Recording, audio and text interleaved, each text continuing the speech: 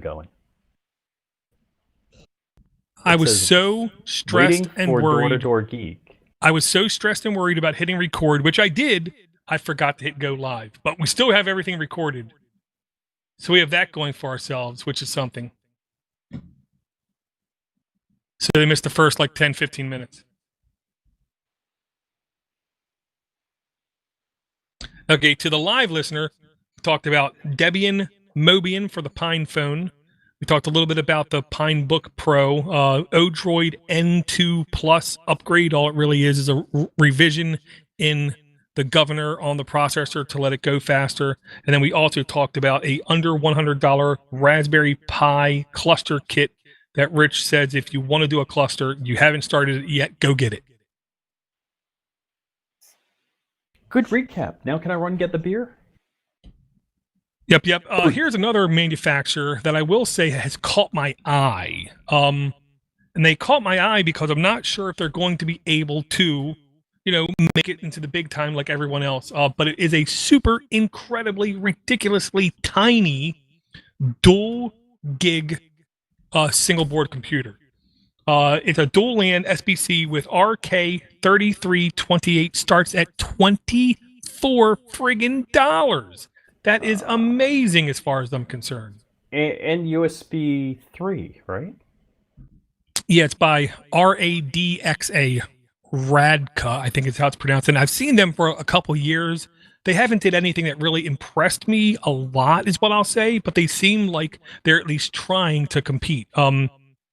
This one is called the RockPi E as in Edward. It is a quad core 3328 with the 2 gigs of RAM. This thing is so... That's serious. I know, and it's super ridiculously tiny. The 512 megs of RAM is $24. The 1 gig of RAM, $28. I don't see... Why wouldn't you get the 1 gig?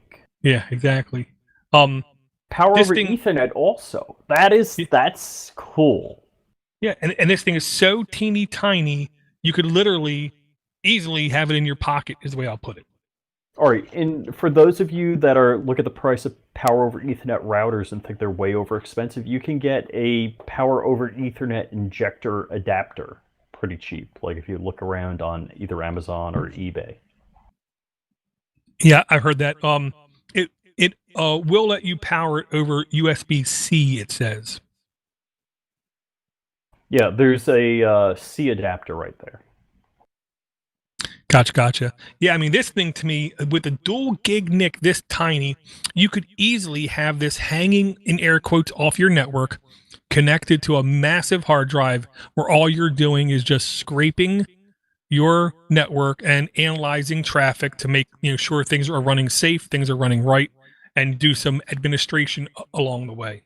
All right, so what is the pfSense? So the Intel pfSense is freely downloadable, but the ARM one is not, if I recall correctly. It'd be nice if there was something like pfSense for ARM that you could use, because that would be fantastic for it also. I mean, they have distributions that I can't. If I say pfSense like I'm lying. Okay, they're not as good as pfSense, but there are distributions that do exist that try to have as much ARM compatibility, that try to do stuff that's like pfSense. But yeah, it's really difficult to get the fit and finish and the polish of something like that.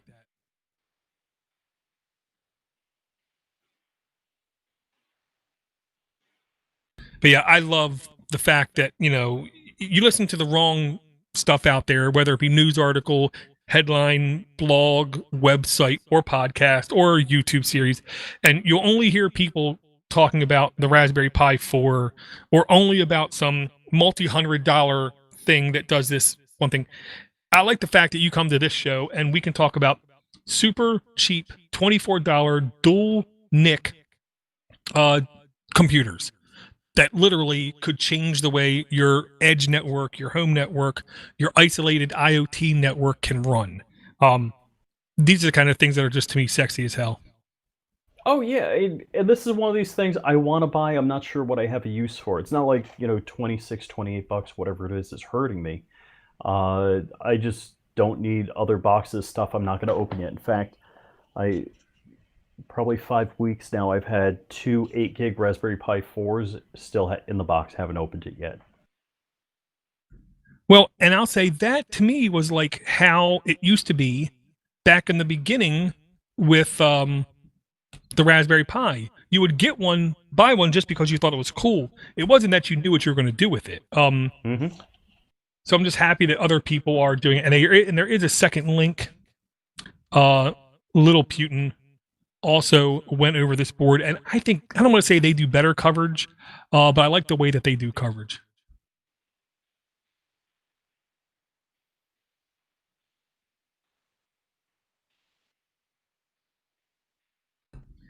But yeah, there was a hell of a lot, and I will say, every month, the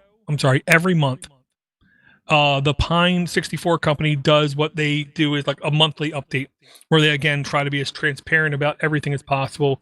Line 128 in the notes, Rich, was where they give all the updates about all the hardware, where they let people know about all the changes that are happening because of the COVID. What are the timings? What's late? What's delayed? What's being rushed? What's coming out? What is the success stories and stuff like that? If you're at all interested on the development that goes on, you need to check these out. This posting was explicitly about the Pine tab and some of the things that they've had to change on it moving forward. Trying to be as honest with everyone as possible.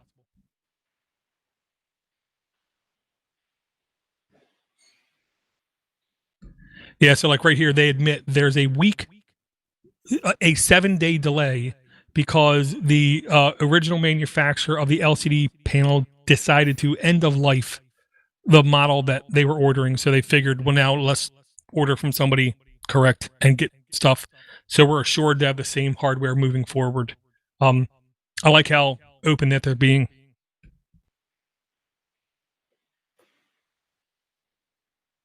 I don't think my refrigerator in the garage is getting the beer as cold as it should be. Well, there's a couple of solutions you can do to that, but they take time. Yeah, I could turn the knobby. Yeah, my kid won't stop turning the knobby. Yes, I know I said that. Line 139 in the notes, Rich. This is another one that caught my eye. RockPi in general. I like how they're basically being like the scrappy underdogs people putting out things. And there's the RockPi 4C SBC with 4 gigs of RAM, HDMI port, and display port, launched for $59, running the RK3399 processor in it. There's no reason why this board could not be supported for 4 to 5 years with updates. I wonder why they didn't go to HDMI and why they're, so it's like micro HDMI and DisplayPort. Well, I'll say the one thing I know about DisplayPort that I like is you can daisy chain it, where you have basically a Y cable. You come out of the computer, you go into the other monitor, and there's a cable coming out of that you can put to another monitor. And technically, even on low-end stuff, you can daisy chain most of the time like 4 to 6 different monitors. With HDMI, it's more standard. I guess it's easier to just plug up. But it's that damn mini HDMI that I hate, ain't it? Mm-hmm. Mm-hmm.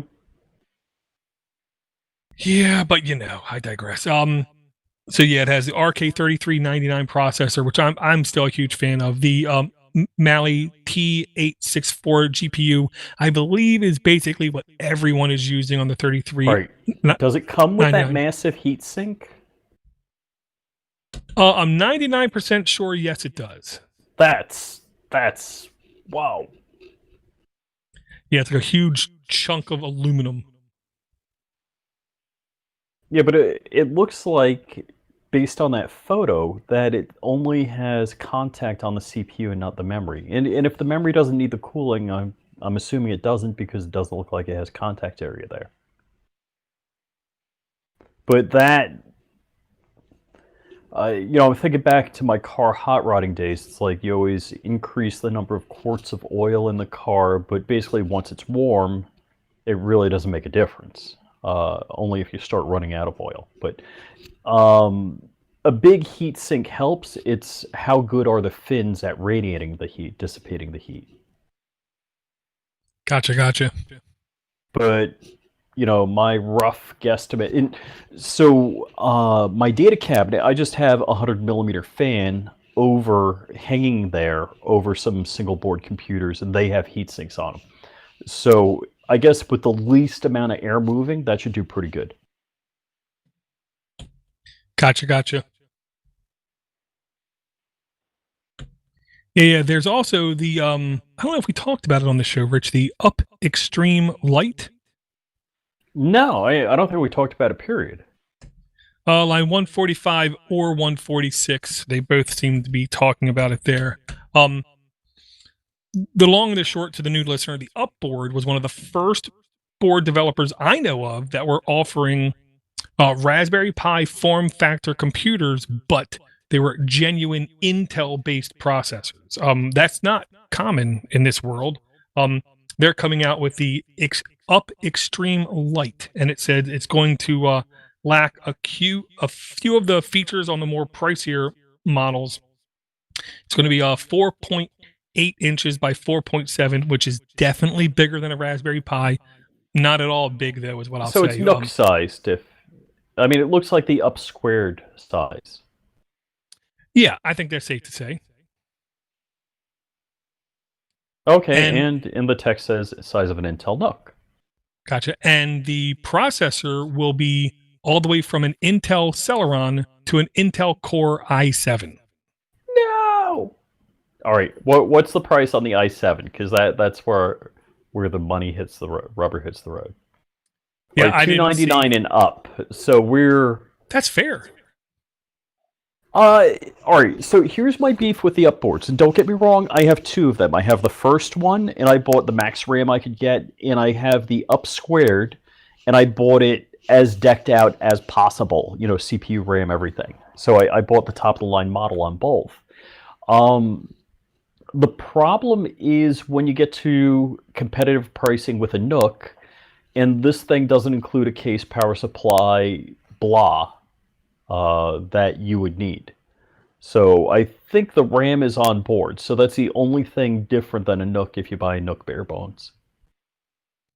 Yeah, I mean, it's hard to compete with the butcher who's raising the meat himself, raising the cows himself, kind of thing. So it's really going to be difficult for anybody to be better priced than an Intel Nook. So they're going to have to try to shoot for some other tangent that they can beat them out on. And I love the fact that this one has stuff like NVMe slots and it has all these different IO options. I'm clicking through to their store. I'm afraid to. While you do that, I'm going to talk about line 149, I believe, real quick. And it's only because, this is 2020. Why did it take this long? 9 to 5 Linux has an article where they're talking about Carbian. Carbian? Karmbian.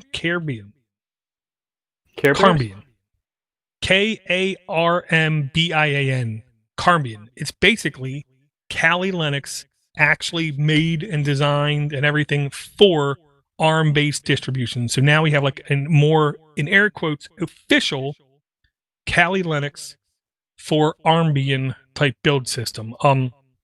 This is every security researcher's dream. The ability to have a super small device, super cheap device to literally plug up someplace and walk away and then come back a couple days later and pick back up and see what you found. Okay, so I clicked through on their website. Up squared pack, APL4 blah, 8 gig of memory, 128 gig eMMC, 419. You're in Nook territory. Yeah, definitely agree.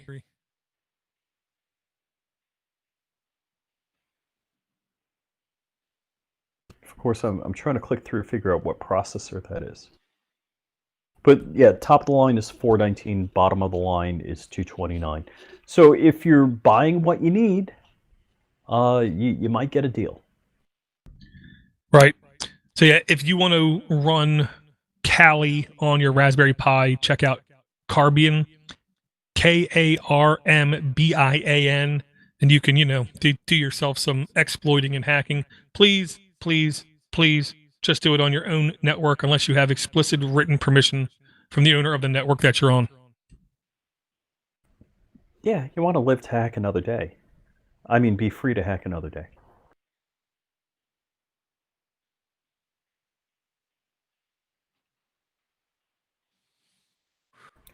I'm very, it's very exciting when you have a lot of 4 gig single board computers. You got a number of them with dual displays. I'm just looking through the list here. It's a real good time. Just wait. Around this time next year, we're going to start seeing boards with up to 12 gigs, because I expect before December we're going to start seeing a couple 8-giggers. We're going to have even more like NVMe slots and options on it. Here's what I got. Wait, what I'm thinking about, and there's been a lot of rumors. Why would Raspberry Pi come out with an 8 gig single board computer unless they had some killer app planned for that? Because when the 8 gig board came out, don't get me wrong, I got 2 of them, and I've been counting on what I'm about to say. There was talk when VMware came out with version 7 that there would be a release in that same time of a Raspberry Pi version of VMware.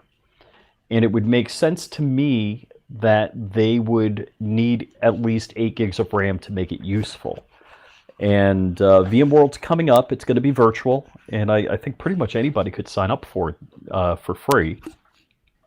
And I'm anticipating with VMworld that they may be announcing, that they have a public release or a public beta of a Raspberry Pi OS.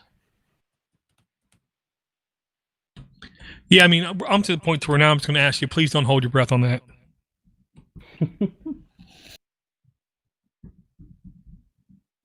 Well, they've had, I don't know if you want to call it alpha, but they claimed 2 years ago at VMworld in Vegas that they had it running on a Raspberry Pi, and that was part of their keynote speech. The unfortunate thing is when I walked in the back to finally find where they had it running, the guy really didn't know what a Raspberry Pi was, and they had some, heavy-duty ARM, not quite rack mount machine.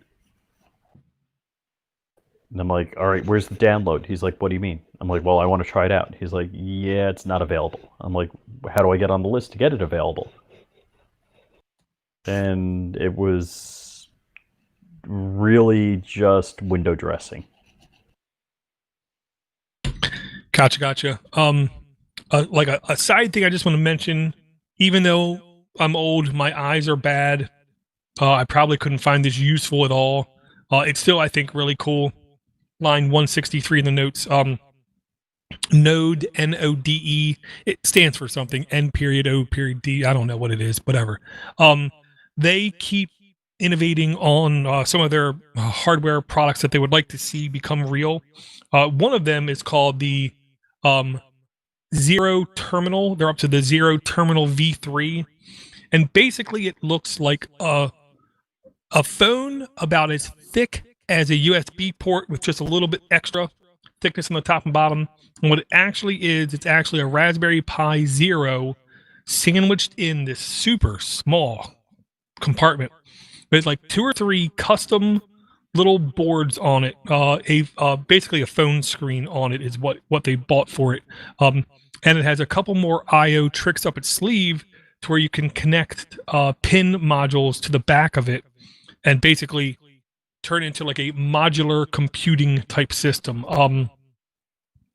I like the idea of having root owning being the master of my domain kind of thing on a pocketable computer like this. The screen though is like so small, I don't know if I could ever find an actual use case for it. I think it's stink cool. Yeah, use case. I mean, I could see, let's just say it like this, offloading things that I would consider personal and private that I wouldn't want to have available to any application on my phone or any owner of my phone's operating system, and just have it like on the side. And then when I get to where I want to go, you could literally pull this out of your pocket and hook it up to an external monitor because it does have an HDMI port on it.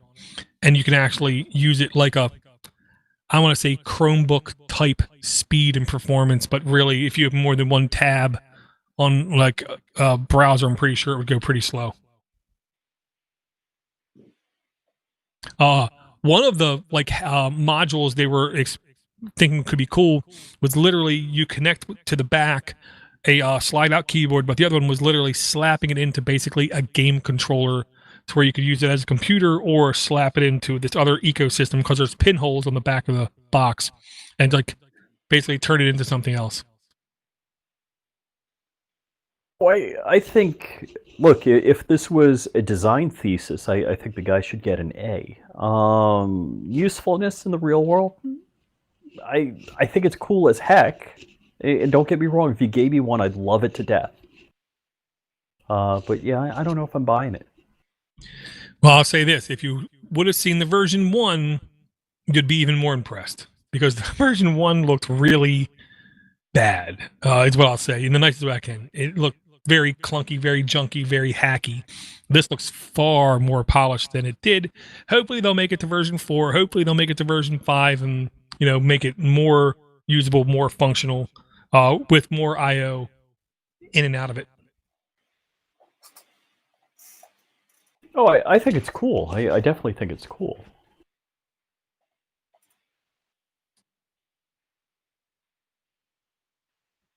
Okay. There was 2 stupid things I want to talk about.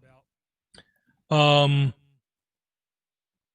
of them was, one of them was here, line 165 in the notes. This was on The Verge, which I really don't like linking to, but I am. Basically, it's a folding e-reader that can also take notes. Now, listen, if you're just hearing this, this is an ugly device. It is blocky. It is chunky. The borders on the sides are like 1.5 inches big, the bezels. It's not sexy at all. But I like the idea, the concept of having a foldable device, aka when it's folded closed, the screen won't get scratched. I can then open it up, have e-ink PDFs on the back, technical documents, and then write notes basically on a layer on top of them and save them as a document. Oh, I think it's cool as hell, but I wouldn't buy this version. I'd wait for version 2. I might wait for version like 4 because the ultra janky thing was how the reading light folds down. I was like, oh. I know part of me is like they're trying to be cute about it or something. I don't know. I understand why they did it because with e-ink there is no backlight, but it's just one of those things that just made me uncomfortable. Yep. It's actually shown in the video. So, Dor, is this the joke that we're both drinking Coronas? I guess, sure. The next one I wanted to just... You're not hitting the keyboard. Sorry about that. The next one I just wanted to mention really quick, even though this is more laptop or smartphone technology, I can see this affecting single board computing devices in the future, and that was line 163. LG shows off a 13.3-inch flexible display for a laptop screen. It's hard to tell how thick of a device this is the first thing I'll say. But if they can get this working on a laptop, which is bigger, it's going to take them time to basically, shrink everything down to make it to where I could literally have a folding screen Raspberry Pi Zero type device in my pocket, but this is showing you it's an idea that could actually happen. All right, I don't like the way they did this. And I'll tell you why I don't like the way they did this. Because I'm not sure how useful this is. Basically, what it looks like to me is the Mac. Wait, what is it where they have the touch screen? With on the keyboard instead of your function keys, they got the row. Yeah, the function row. Whatever you call it. Yeah. Well, on the right side, this row is like 3 times taller. Yeah. More suck doesn't make it better. And here's the thing. Every manufacturer right now has already released or came out with a laptop that doesn't have a flexible screen. From towards you out, you have the bezels, you have your trackpad, mouse pad, you have your keys, and above your keys is a screen. And then you hit the hinge, and then you have the actual screen on top. I've seen now at least 20 of them. I'm not going to say I like them, Rich, but everyone thinks it's a future moving forward. And Windows already said that they will support it as like basically the start menu. Yeah, I'm not a fan of the Windows 10 start menu anyhow. It doesn't make a lick of sense to me. Like the Windows 7, I liked. Windows XP, I liked. I don't get this. I'm just happy that in Windows 10, I can still just not even look at the screen, hit the Windows key, and just type what I'm looking for if I know it, and have it actually work. If they break that, then I'm in a lot of trouble. Yeah, I'm with you. So if you have a round room, you can put your bendable OLED on your round room. I'm just watching the video. Yeah, the video is like more about like TVs and stuff. You got a round room in your house? Because I don't have a round room. I don't live in a biosphere. One of the ones I wanted to put in here only because this was maybe one of the better documented step-by-step things I think I've seen in like 2 or 3 years. And it was line 168 in the notes. Goes over to a totally different website. Let me just come over here, click paste. Dang it. Click paste. Come over here. So the people in the chat can see too. PragmaticLinux.com. Never heard of them before. Not going to say I like them, hate them, or whatever. But I will say this. They do a dang good job of explaining what they're doing, why they're doing, and then they take you step by step on how to do it. And the article is move the Raspberry Pi root file system to a USB drive. And they literally start by the background of it, what you would need to do it, the overview of the partitions on your SD card. There's typically 2. One is boot, one is root FS. They go through what each partition is, why it is, what it is.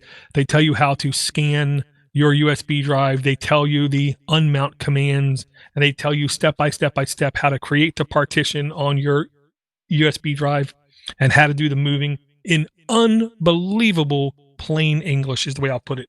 This is one of the better tutorials I think I've seen in my life regarding a Raspberry Pi. That, I'll tell you what, as a tutorial, that is really impressive. The only thing that could make it better is if they had a complete screen capture video showing everything. But damn good. Well, I'll say that shows you the age of the person making this. They're not like a teenager, because they would have just recorded a YouTube video and told you to go to hell. This is somebody who's been around the block, I'm going to guess, at least a couple times, where they like their stuff to be searchable. All right, I got to call out one here. When I saw this in the notes, I'm like, what the heck? Let's see, what line am I on? It's the ESP Flicks.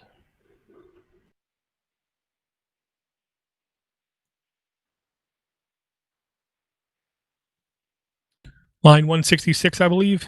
I think it is line 166. I'm sorry, I clicked through to it. So if we're looking at the same thing, now you can use your ESP32 as a set-top box for streaming video. That's crazy. Yeah. I'm not going to say I don't believe them. I'm guessing it might be extremely low quality. I haven't looked at, it didn't say 60 frames a second, 1080p. I don't know. I just keep thinking, how in the hell does this thing have the bandwidth in order to do it? Because an ESP isn't a lot of juice. It looks like it might be 480 piece with like 60 frames a second. That's still cool AF, but yeah, that's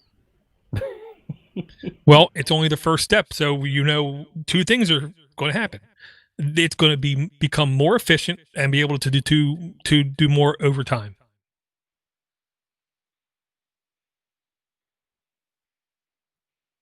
Yeah, now I'll just put it like this: somebody like me with bad vision, that's that kind of resolution is perfectly acceptable. I that's where you're going with that.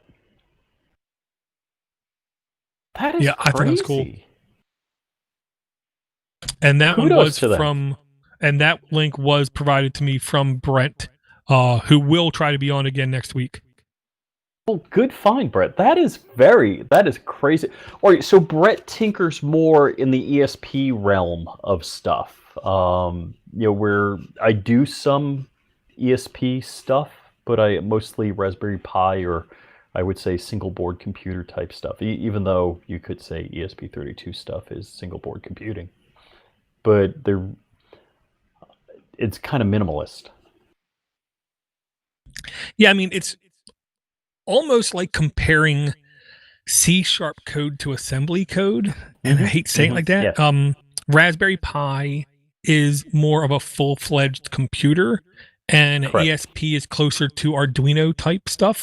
Yes. I will say it did take me a couple days just to get the damn code editor installed on my rig. No. Well, no. It's because I didn't know what the hell I'm doing, and the actual website for my Tico watch told me nothing. Literally told me nothing. I had no idea what I was doing. So hold the watch up again. I want to see that. It's just a little like $30 ESP driven smartwatch. But when it comes from the factory, there's like nothing on it, and all it does is tell the time. So you have to literally program everything yourself. The Arduino IDE, I got running. I had to download the extra libraries, did that, figured out how to add the extra. It was a stream, and then create the correct hardware profile and connect it. Now I'm at the point where I can start writing code and flashing things to it. Oh, okay. Yeah, the ramp up, if you haven't done it before and you're if there was a good documentation, yeah, you're really screwed. Well, it could be worse, is what I'll say.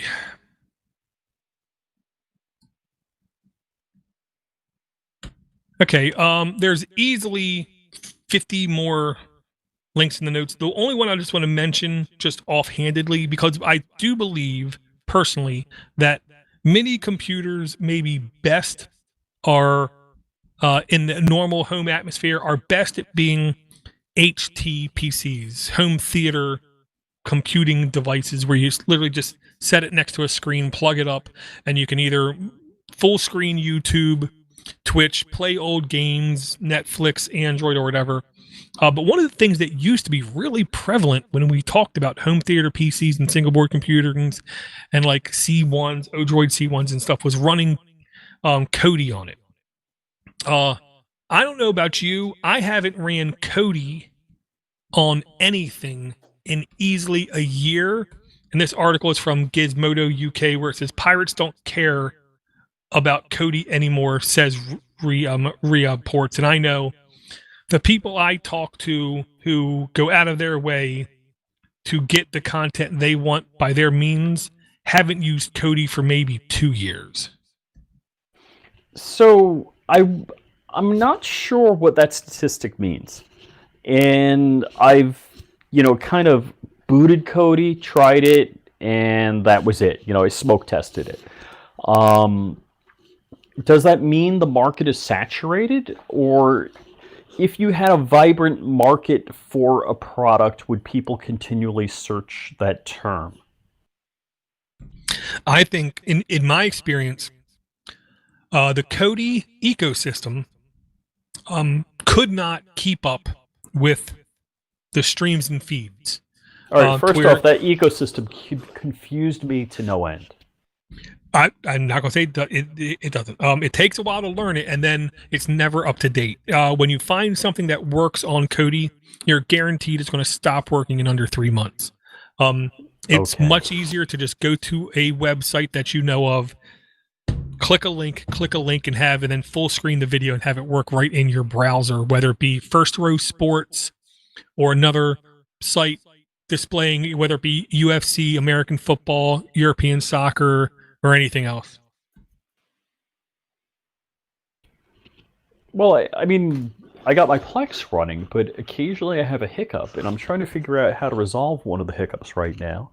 Is I have a bunch of stuff downloaded, but it's not doing, whatever the helper process is that after it downloads something and moves it, it's not doing it. And I thought it was a permissions issue, but it apparently is not. Gotcha.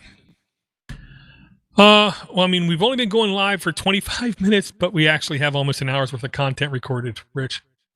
Yoki doke.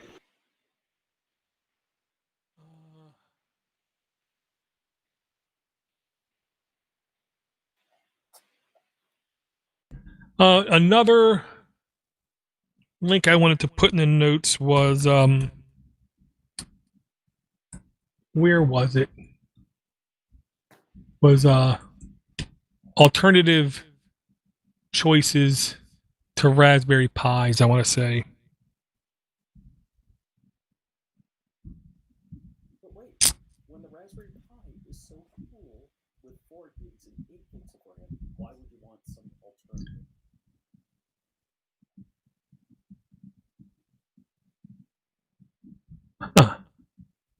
Looking at the Goog, I don't see an easy way to do bottom to top searching. That's a pain in the butt.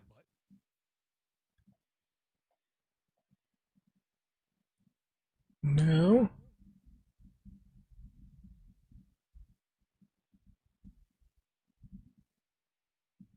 Okay, here it is.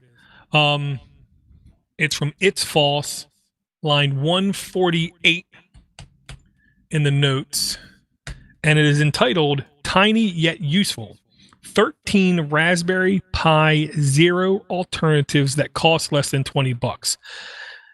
I hope it costs less than $20 because a Raspberry Pi is less than $20. But they at least give you some choices out there on what you can use. There's the Banana Pi BPI M20, which has been out for a little bit of while, is rock solid. I've heard from multiple people. $18. They go through all the specs. There's the even smaller Banana Pi BPI M2 Magic, which is literally like half the size or a third the size of a Raspberry Pi. It looks like goes through all of its specs, and then it just keeps going on and on and on to Orange Pis, a couple Orange Pis, in fact. So I'll say if you want choice, you want diversity, you can go for one of these pages. It'll be in the notes. NanoPi Neo LTS looks really good as well. I love all these choices. I love all these companies putting out all these different things that can do different things. There's the La Frida, which I will say I think has really good I/O choices. And there's a classic Onion Omega 2 Plus, which is the really cool modular system where you can keep adding on different functionality with different boards. All right, here's one that deserves an honorable mention. $9.99. Let's see. The name is the Zero Pi, and it has gigabit Ethernet. I'm not sure what you're going to do with that gigabit. Oh, it says it supports OpenWRT, but it has gig Ethernet, a USB port, and that's pretty much it. So one of these things I would say about a large swath of these items is buyer beware, because a lot of them are not quad core and less than a gig of RAM. A lot of them are 512 gigs of RAM. So if you have an app that doesn't need a gig of RAM, doesn't need quad core, yes, this is a good deal. Yeah, and then I have to say the honorable mention. The first time I believe I heard about this board was actually from Lord Drakenblut. And it is the VOCORE2 VOCore. It basically is the size of like a large processor, is the way I'll put it, a square, and it costs $17. It was like one of the first all-in-one super micro computers. It runs a MIPS processor, only 128 gigs of RAM. It says it has an Ethernet port. It doesn't. It has the solder points to where you can add an Ethernet port or wireless. I don't think the wireless was on board. Maybe it was. Either way, this to me was like the ultimate. I want a super low profile hacker type board, and with it running MIPS, you definitely have less choices than running any other Pi or any other computing platform.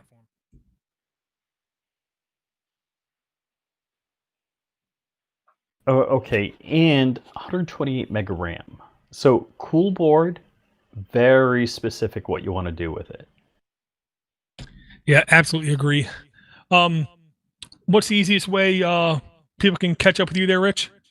You can find me at flyingrich.com or youtube.com/flyingrich, or on the grams, flyingrich_official.